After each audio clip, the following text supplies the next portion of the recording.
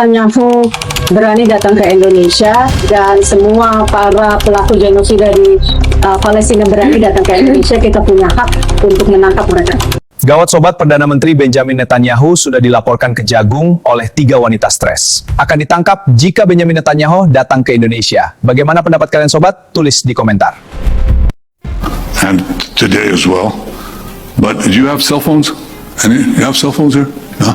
You're holding a piece of Israel right there. You know that? I mean, a lot of the cell phones, the medicines, the foods, you eat cherry tomatoes. You know where that was made? We can make things, we can produce things.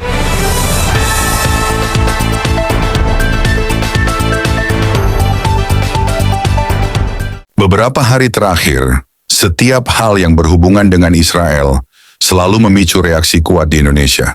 Tidak sedikit masyarakat yang terlihat sangat fanatik ketika isu ini muncul, apalagi karena mayoritas penduduk negeri ini beragama Muslim.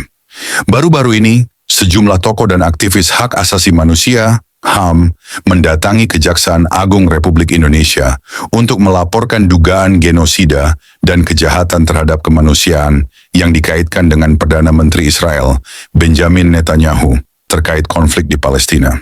Koalisi masyarakat sipil menilai langkah hukum ini penting sebagai bentuk komitmen terhadap penegakan HAM global serta mendorong negara berperan aktif dalam menangani dugaan pelanggaran berat di Gaza. Beberapa tokoh yang terlibat dalam pelaporan disebut berasal dari kalangan sipil dan pakar hukum.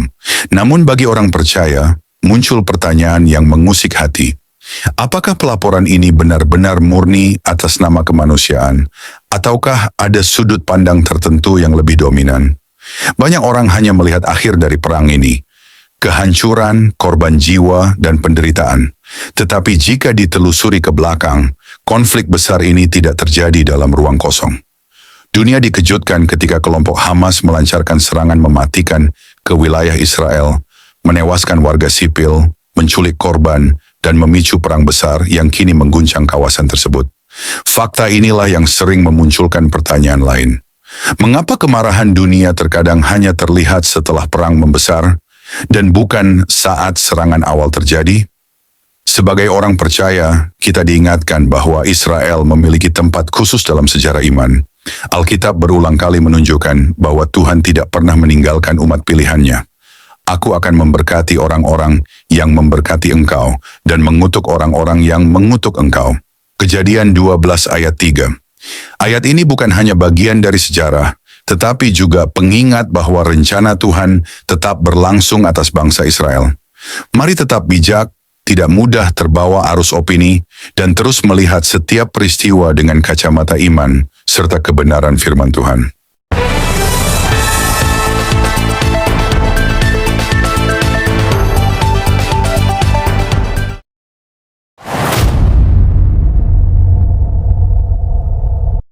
Sebuah serangan udara Israel kembali mengguncang jalur Gaza setelah militer negara itu menargetkan sebuah bangunan yang diklaim digunakan oleh militan Hamas. Menurut laporan Associated Press AP tentang foto serangan tersebut, militer Israel mengeluarkan peringatan evakuasi sebelum menyerang sebuah gedung di Gaza City. Israel menyatakan bangunan itu dipakai oleh pejuang Hamas. Foto-foto dramatis memperlihatkan bom tepat sebelum menghantam. Warga berlarian menyelamatkan diri, lalu ledakan besar disertai api dan puing saat gedung runtuh.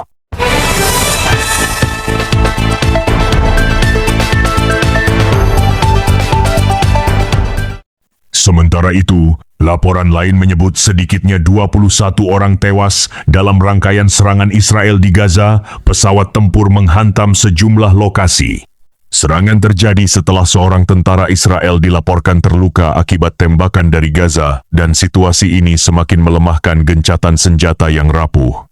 Meski Israel kerap menyatakan targetnya adalah militan Hamas, konflik yang terus berlanjut membuat kondisi kemanusiaan di wilayah tersebut semakin memburuk, dan proses evakuasi pasien melalui perbatasan Rafah juga dilaporkan terhambat.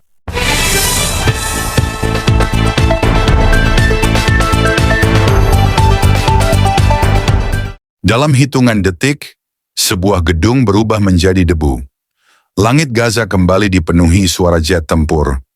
Ledakan mengguncang tanah, siren meraung, dunia menonton. Sebagian melihat ini sebagai konflik politik, sebagian melihatnya sebagai perang tanpa akhir. Namun orang percaya melihat lebih jauh. Kita melihat bahwa bahkan di tengah kekacauan, Tuhan tetap bekerja. Tidak seorang pun dibiarkannya memeras mereka.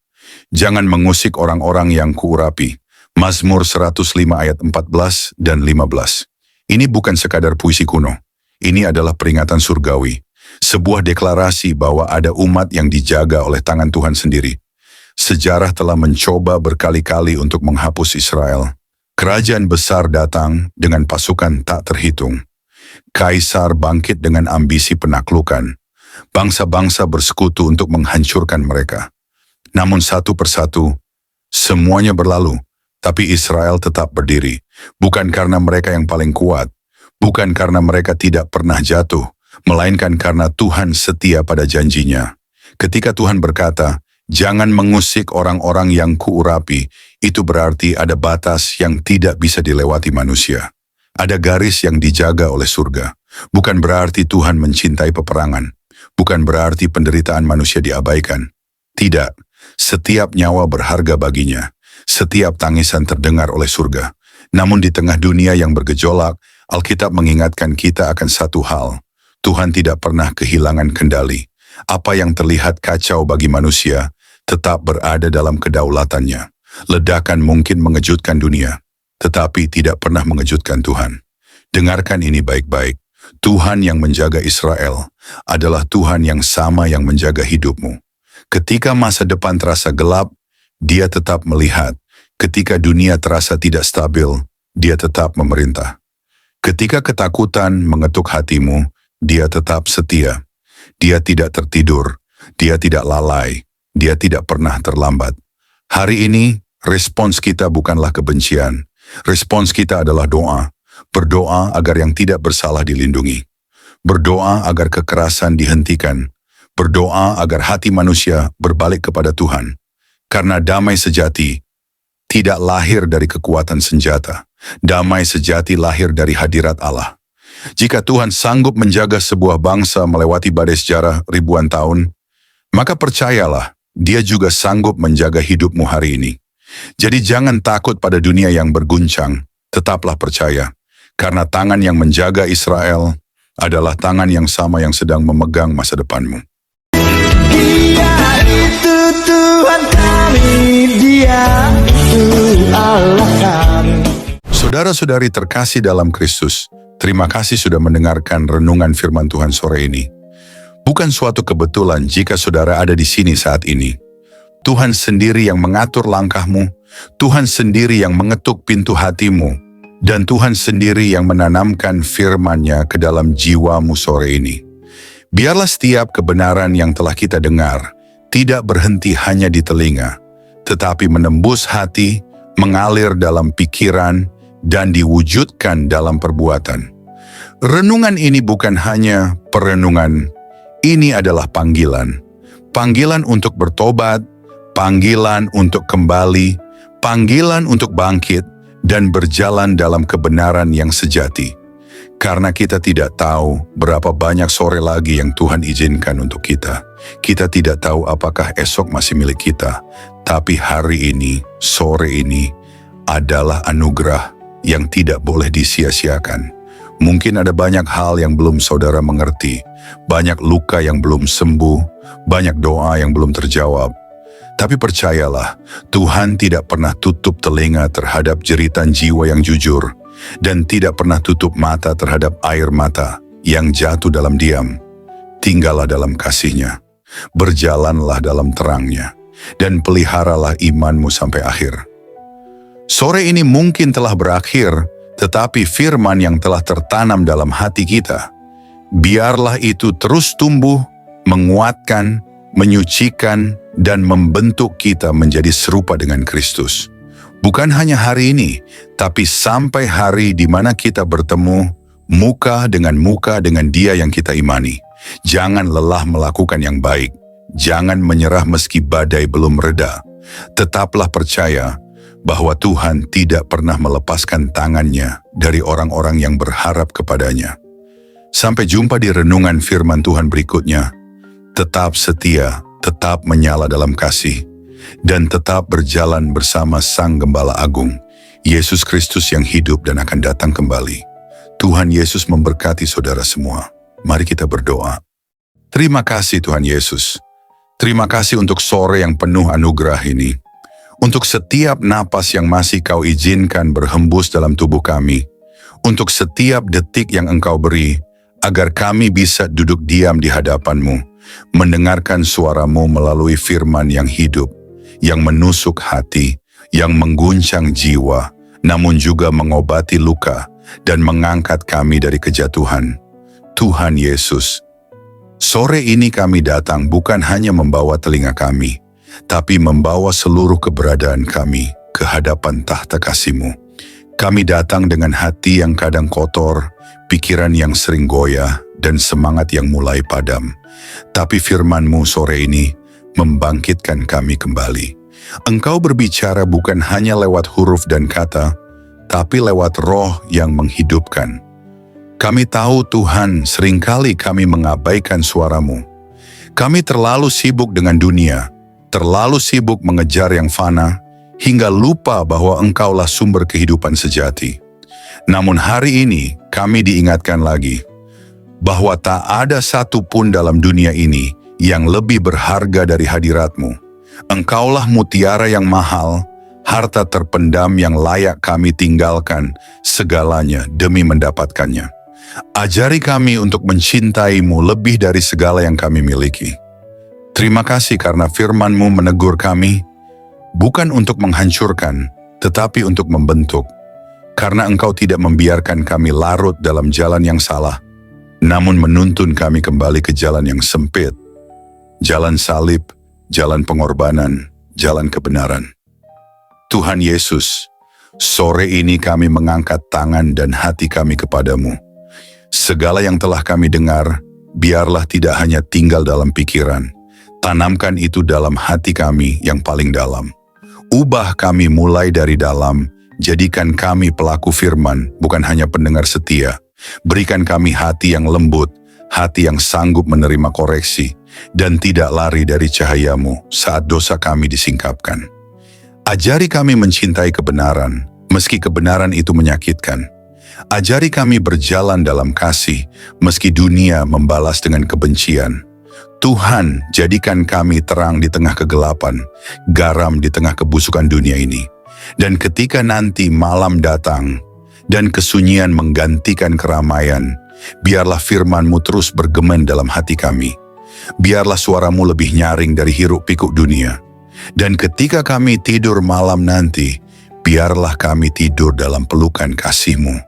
Dengan hati yang sudah dipulihkan, jiwa yang sudah disegarkan, dan semangat yang kembali menyala untuk berjalan bersama-Mu besok pagi. Tuhan, kami tahu hari-hari ini tidak mudah.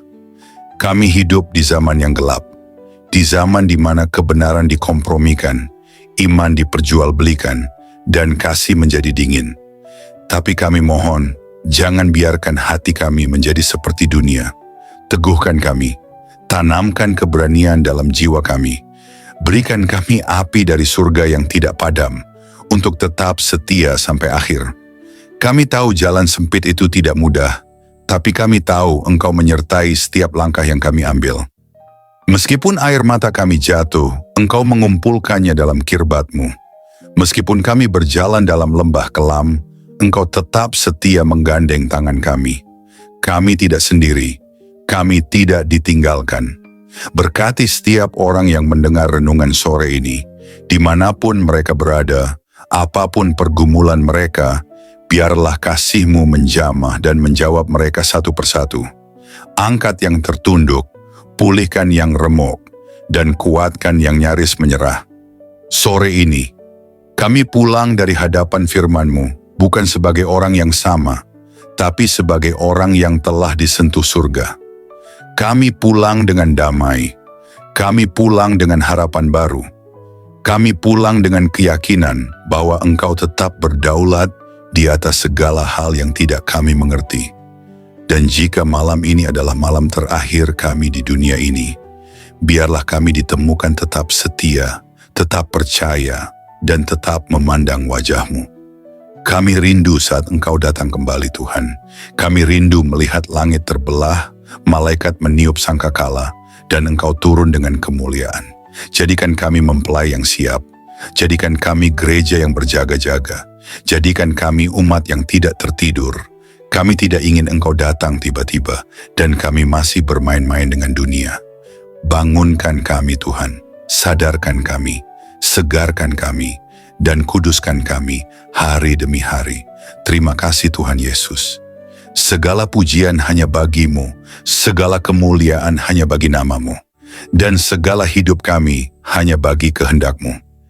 Dalam nama Tuhan Yesus Kristus, Tuhan yang hidup, Tuhan yang akan datang kembali, kami menutup renungan sore ini dengan penuh syukur dan kerendahan hati. Amin. Mari kita berdoa Bapa kami.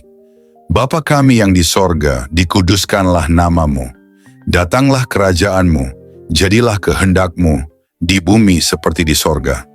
Berikanlah kami pada hari ini makanan kami yang secukupnya.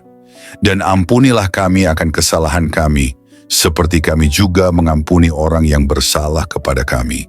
Dan janganlah membawa kami ke dalam pencobaan, tetapi lepaskanlah kami daripada yang jahat. Karena Engkaulah yang mempunyai kerajaan dan kuasa dan kemuliaan sampai selama-lamanya. Amin.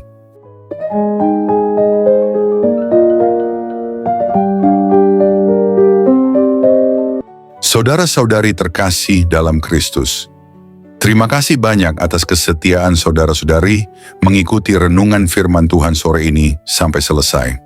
Semoga setiap firman yang telah kita dengar, setiap pesan yang telah menyentuh hati, dan setiap doa yang telah kita panjatkan bersama, sungguh-sungguh menjadi kekuatan dan penghiburan bagi hidup saudara di hari-hari yang penuh tantangan ini. Kiranya firman Tuhan hari ini menanamkan keberanian dan keyakinan dalam hati kita semua, bahwa tidak ada keadaan yang luput dari kuasa Allah. Dalam kegelapan dunia yang semakin pekat, marilah kita tetap menjadi terang yang memancarkan kasih, kebenaran, dan pengharapan yang hanya datang dari Tuhan. Jangan pernah menyerah, sebab Tuhan berjalan bersama kita, menuntun langkah kita, dan membukakan jalan saat kita merasa terjebak dan buntu. Ingatlah bahwa di setiap pergumulan ada pertolongan Allah yang siap datang, dan dalam setiap tangisan ada penghiburan yang dari surga. Kami mengajak saudara-saudari untuk terus membagikan berkat ini kepada orang-orang yang membutuhkan. Jangan ragu untuk like, subscribe, komen, dan bagikan renungan ini. Dengan begitu, berkat firman Tuhan dapat menyebar luas, menjangkau lebih banyak jiwa yang haus akan kasih dan kebenarannya. Teruslah teguh dan kuat dalam iman, jadilah saksi hidup yang membawa damai dan sukacita dari Kristus dimanapun saudara berada. Jangan lupa untuk tetap membuka hati dan pikiran dalam setiap renungan berikutnya, karena Tuhan masih punya banyak firman yang luar biasa untuk diberikan kepada kita. Sampai bertemu lagi di renungan firman Tuhan sore berikutnya, dengan harapan dan doa agar Tuhan selalu menyertai langkah saudara-saudari semua, melindungi, memberkati, dan menguatkan dalam setiap keadaan. Tuhan memberkati, amin.